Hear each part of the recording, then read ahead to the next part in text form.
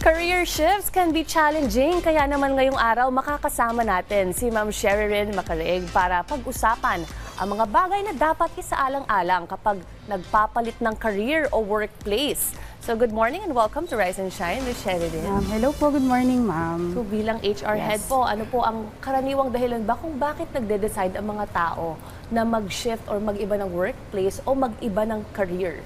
Actually, a lot of people kaya nag-change ng career. First is work environment. A lot of people, hindi sila okay when it comes sa environment. Then the second is yung salary nila. Ayan. Alam naman natin na first is yan talaga yung issues ng mga employees natin.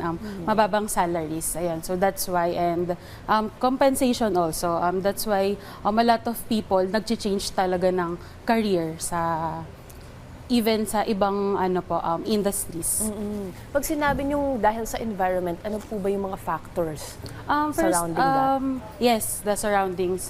First, actually, the workers. A lot of employees, nagre-resign sila. It's because of the co-workers and the bosses, actually.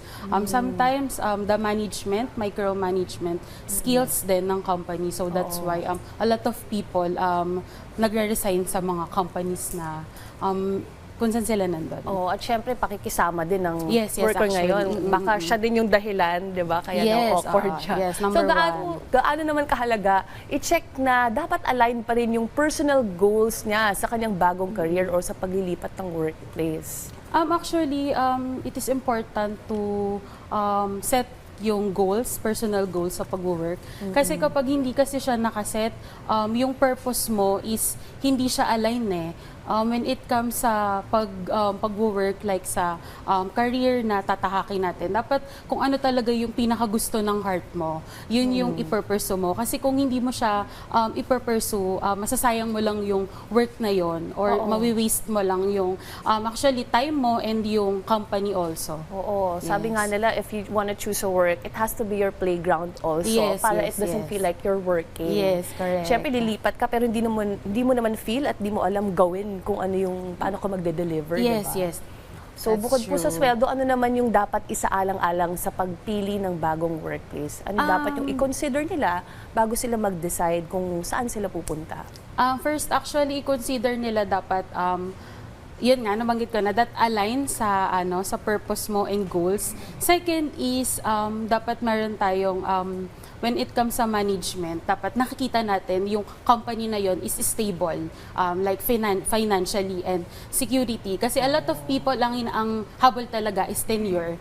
'Di ba? A lot of people ang hinahanap is ano ba yung makukuha ko after nito. Ayun. So that's why a lot of people nag-i-stay talaga sa big companies. Like pansin natin kapag mga small companies lang, ang bilis ng mga resignation eh. Ang daming mga nagre-resign ng mga employees kasi ang habol nila is yung company stability and actually the salary and the benefits. Mas madaming benefits, mas nakaka-capture yung mga employees natin na magtagal sa company po.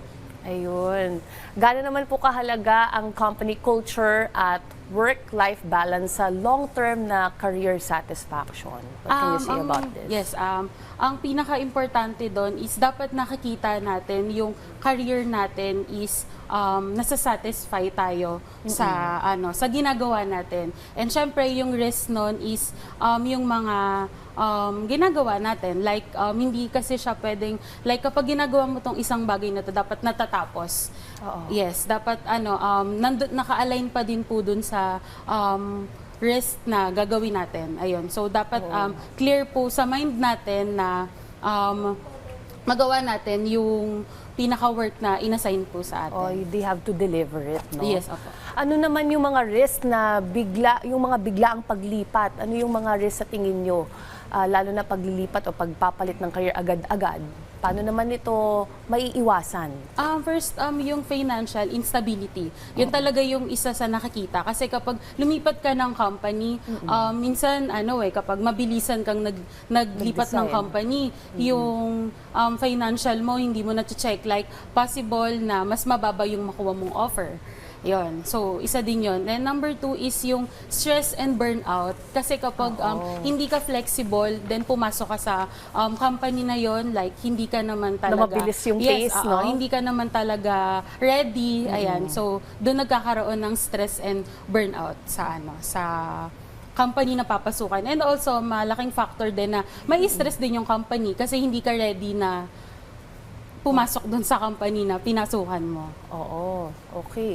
So bilang paghuli naman, ma'am, ano naman yung isang pinakamahalaga na payo nyo sa ating mga manonood na nagbabalak magpalit ng career o workplace ngayong taon?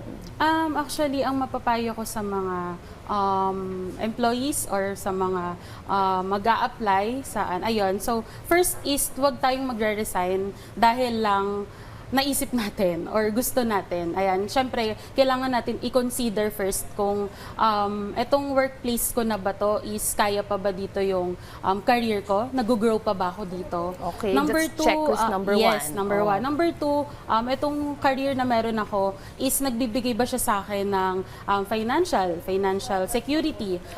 Able pa ba akong i-produce yung mga needs kong bilhin? Ayan. Then, syempre, second is pinaka-importante po is dapat yung purpose mo is alam mo pagpapasok ka sa work or sa company na yon. Kasi kapag pumasok ka sa company na yon nang hindi mo alam yung purpose mo, mawi-waste mo lang yung career or opportunity na ibibigay sa iyo. And syempre the last is dapat pag nandun ka na sa company na meron ka, dapat yung heart mo is ibigay mo na doon yung skills mo and everything mo. Dapat ialat mo na doon sa company na yon. Kasi kung nakikita mo naman na long-term goal siya, bakit ka pa aalis or bakit hindi mo ibibigay yung buong puso mo dun sa pagtatrabaho? Oo, and syempre, paano naman nila ma-prepare yung sarili nila mentally and emotionally? Syempre, bagong work environment, di ba? Paano ba yun? Usually, kapag ganon, a lot of employees, tinatanong talaga namin yan, paano nila nape-prepare yung mental nila, yung mental health nila. Ganyan. Syempre, first is, syempre, yung mga supportive around us, like family, isa yun. Kasi kapag hindi okay yung family mo sa company na papasukan mo, hindi ka din tatagal eh. Like, ang dami nilang mga rants, mga reklamo. Mabigat. Yes, mabigat. And then, syempre, is yung mga supportive boss. Ayan, napaka-importante sa company natin. Diba? Alam naman natin yan na kapag yung na, lagi kang na-commend, lagi kang nabibigyan ng parangal ng employer mo or ng mga boss mo. Sobrang, sobrang okay sa mental health kasi yes, doon po papasok yung mga ginagawa natin, like magiging productive tayo. Hindi lang everyday, kundi sa lahat ng bibigay ng company sa atin. Ayun. Maraming salamat po, ma'am, sa pagbabahagi ng kaalaman. Yan po si Miss Sherilyn Macaraeg. Thank you.